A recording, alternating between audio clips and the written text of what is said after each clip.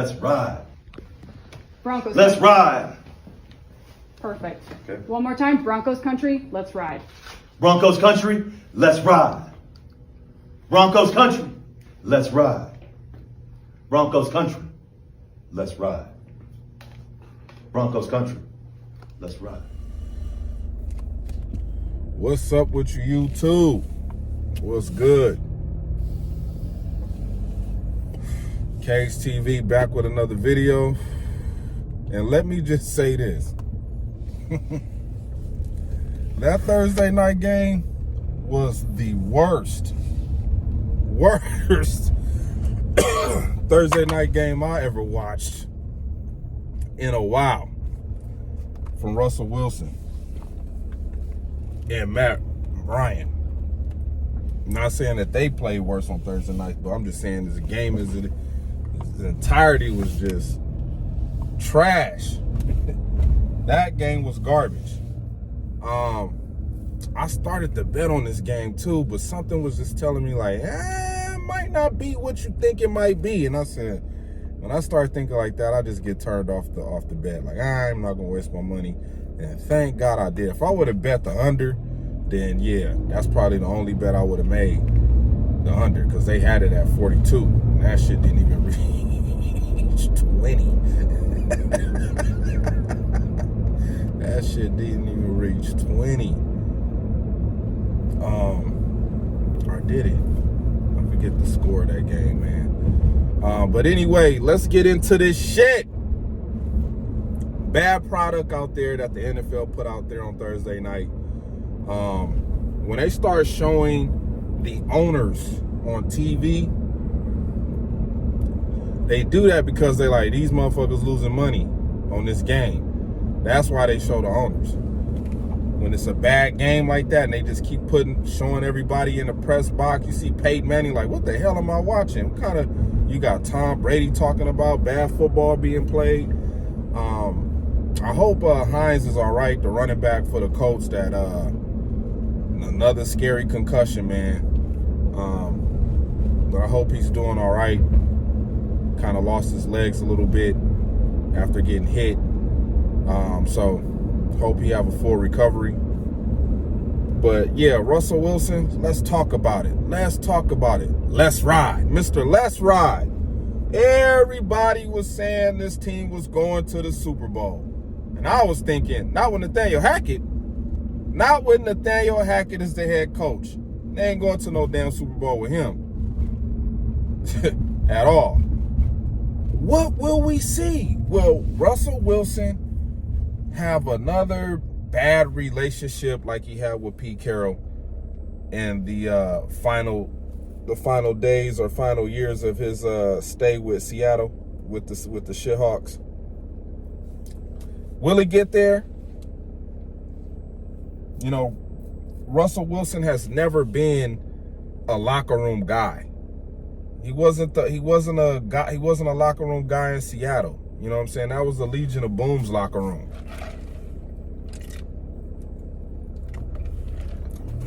They wasn't hanging out with Russell Wilson like that. You know, Russell Wilson at that time, I forget his first wife's name, that slept with one of the players on the team allegedly. Yeah, they didn't really, you know, it was talks of, you know, fights happening in the locker room with Russell Wilson and people not really, you know, like teammates not really being cool with him. You know, they kind of thought that the act and the persona that he put on, especially in the media, you know, we just got to go out there and play good football. You know, I'm gonna try to do my best. I got to make plays. I can't turn the ball over. I got to do better at practice. I gotta get the ball to my guys. Like, they just think it's corny shit, man. Russell Wilson is probably one of the corniest guys in the NFL that's in the public, that's a public figure. You know, you walk into, we'll get there. Remember the whole, hey, Seattle, we got a deal. Well, you didn't live up to your end of the deal with that contract, Russell Wilson. You didn't.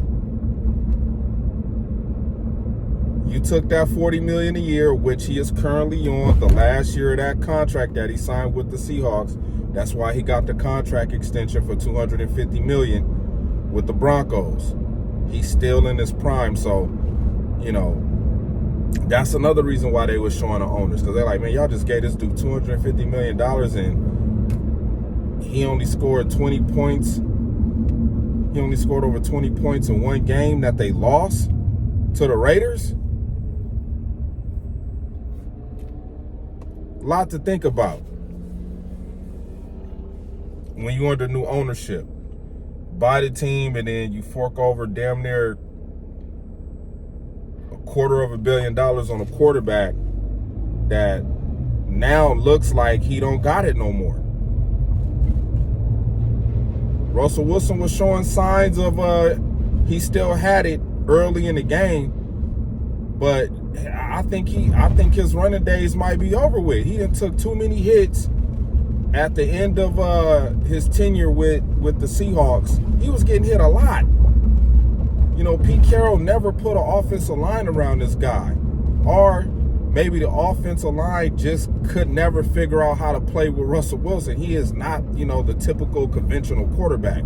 He's not the typical drop back and pass. Russell Wilson can drop back and pass, but he gonna move around in the pocket. He gonna run around and scramble around in the pocket, which drives the offensive line crazy because they can't do their job. They don't know what the hell this man is doing.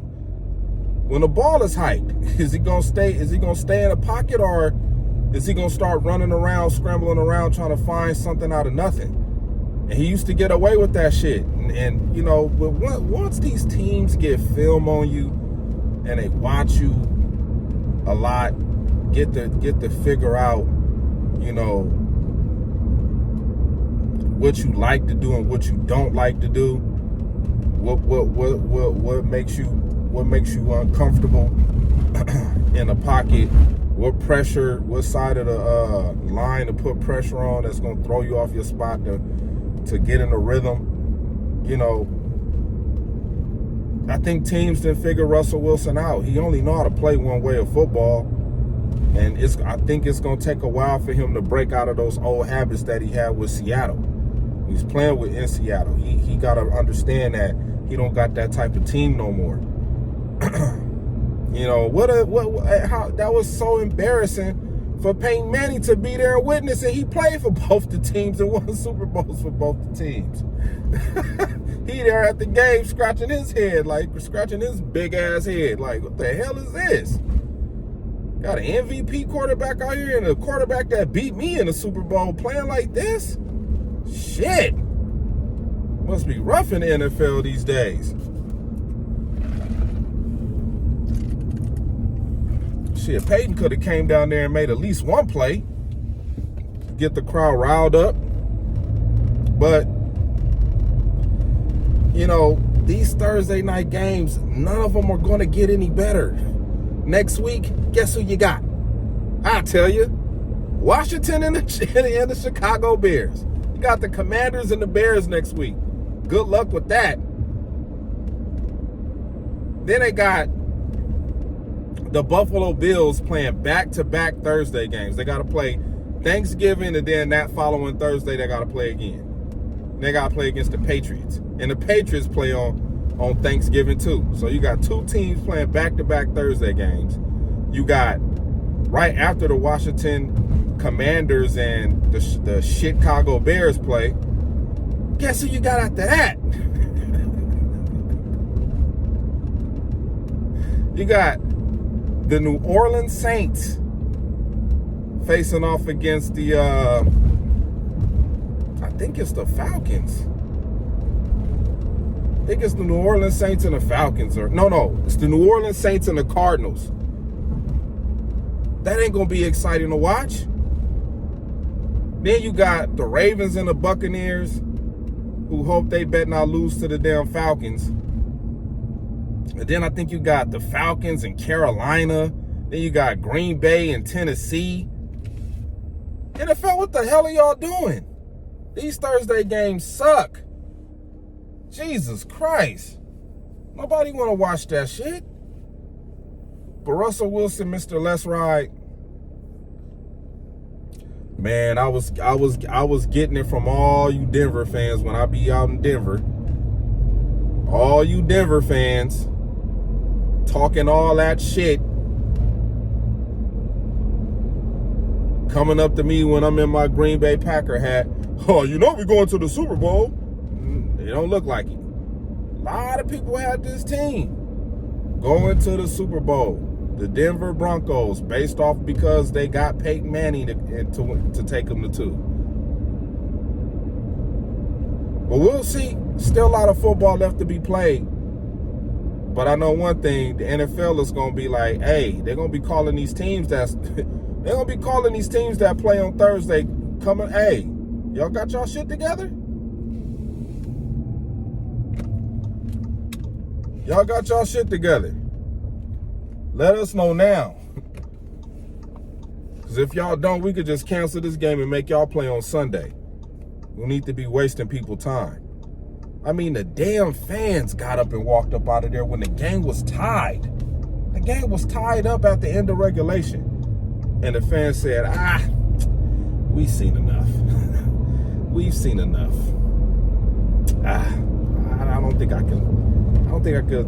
think I want to see my money be wasted any longer, especially in overtime. We got to go to work in the morning. It already felt like we've been here for 8 hours watching this scoreless game. How exciting. We got to see our team kick nothing but fucking field goals and still lose. Making stupid decisions. That's been Nathaniel Hackett's issue. He did that with us. We get in situational, we get in a position of the field where, it's a situation. You got to make the right call. You know what I'm saying? You can't make no mistake. You're playing in a big, high-profile game.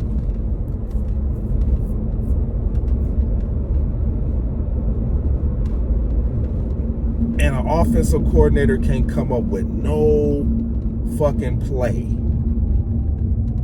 Can't come up with one play. That's Nathaniel Hackett. That's Nathaniel Hackett. You could get the ball, you could drive the ball down the field. But then you wind up being 3 for 18 in the red zone.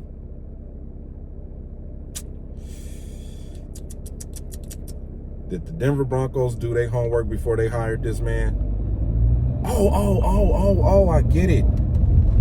His weaknesses were overshadowed by a 2-time MVP quarterback, Aaron Rodgers,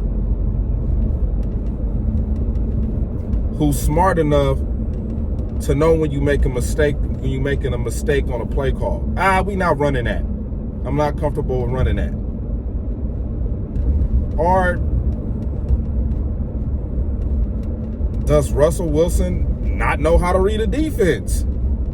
Because he keeps that narrative going. He keeps that narrative going on that goal line where he just turns the ball over on the goal line. Ever since that damn Super Bowl against the Patriots where he threw that pick at the goal line and didn't want to run the ball, it just seems like that narrative is just happening with him year after year after year ever since that happened. He did it last week against the damn Seahawks when they lost that game, 17-16. Get down there to the goal line, hand the ball off. What happens? Melvin Gordon fumbles the damn football and they pick it up. I think they fumbled it twice at the goal line trying to run it. So, damn if you run it, damn if you don't when it comes to Russell Wilson. So, I don't know why Richard Sherman was screaming, man, run the damn ball, man, just run. They tried that against the Seahawks and they fumbled the ball, man. You got Melvin Gordon, who is like the most fumbling this motherfucker in the last 2 years. You know what I'm saying? He already got, what? I think 9 or 10 fumbles in the last 60 carries of football. That's why they didn't want to give you that big money with the Chargers, Melvin Gordon. You don't know how to secure the football. That's why they let Austin Eckler take a majority of the snaps away from you when he was connecting on them damn screen plays with Phillip Rivers. Remember? with Phillip Rivers, like, I'm just give it to Eckler. Can't trust Melvin Gordon. You will do your thing, though. I ain't gonna knock you because I had you on my fantasy team when you was on the Chargers in a couple of years. You did your thing. You know what I'm saying? But man, you gotta protect the football, bro. Same thing with Russell Wilson. He gotta protect the football. You got guys out there not protecting the football, turning the ball over. This the kind of product you're gonna get out there on the field where you only scoring fucking 9 points, 6 points, whatever it was. You know what I'm saying? You letting your damn field goal kicker break a sweat. So that game was god awful, man. I don't know. The NFL gonna have to really. That was a big stinker right there. Big stinker. Big time. Big pile of steaming crap that they put on the field. And you know, me being a Packer fan, yeah, we're gonna have our shitty games too. But this one right here takes the cake, boy. Takes the cake. I mean, you talking about an MVP quarterback, Matt Ryan, and you talking about a Super Bowl quarterback, Russell Wilson. You would expect to get some kind of fucking show out of this whole thing, besides the football follies, because that's what it felt like I was watching. It's like, damn, this show's still on the air, football follies. That's what it looked like last night. I mean, on Thursday night. So, y'all let me know what y'all thought about that game, man. Y'all let me know what y'all thought about that game. I mean, you got the player slamming his helmet because Russell Wilson didn't go through the right progressions on that play. He just stared down one receiver. You got this dude focused on his damn branding. Broncos country, let's ride. Broncos country, let's ride. Broncos country, let's ride. That's all he focused on right now in this let's ride. He said the shit walking from the podium. And you want to know what's funny about that post-game interview? Normally the home team, they let them kind of, go to the locker room, put their clothes on, and then come out and speak. Russell Wilson walked right off the field, straight to the press conference. Didn't even come out his pads. He still had his helmet in his hand. That says a lot. The locker room don't fuck with you, bruh. The locker room is not fucking with Russell Wilson, just like they did in Seattle. That's a problem. Now, Russell Wilson did go out there and still win games. He still went out there and did his job. You know what I mean? Guys want to get paid, so they're going to go out there and play. They're going to go out there and try to put on a performance. They're going to try to go out there and be on the same page. But when it comes to the locker room shit, they already looking. People was just staring at him. Like, bruh, what the fuck is you doing out there? I ain't ever seen a receiver snatch his helmet off and start slamming it on the ground. Literally started slamming his helmet on the ground like, bruh, come on, man. You Russell fucking Wilson, how you not see me wide open, bruh? Look at me. Russell Wilson don't trust the rookies, man. He didn't trust the young man. Didn't want to throw the ball to him. Didn't even look over that way. So, Denver Broncos, y'all got an interesting situation going on over there after that game. That game said a lot to me about what's going on with this team. They probably looking at Nathaniel Hackett like, dude, wasn't you just with a 2-time MVP? Motherfucker, what's going on with this play calling? Got to give a lot of credit to Matt LaFleur and Aaron Rodgers, man, with that one. So far, this is their first year, Nathaniel Hackett's first year as a head coach, so I'm going to give him the benefit of the doubt. You know what I'm saying? Russell Wilson is trying to get engaged into a new system. He's trying to break away from playing hero ball like he did with the Seattle Seahawks to try to prove a point. I mean, this guy literally, this is the same Russell Wilson that literally sat up there next to Roger Goodell at the Super Bowl. I think it was when I'm not sure if it was when Brady played against Patrick Mahomes or if it was who won the Super Bowl after that.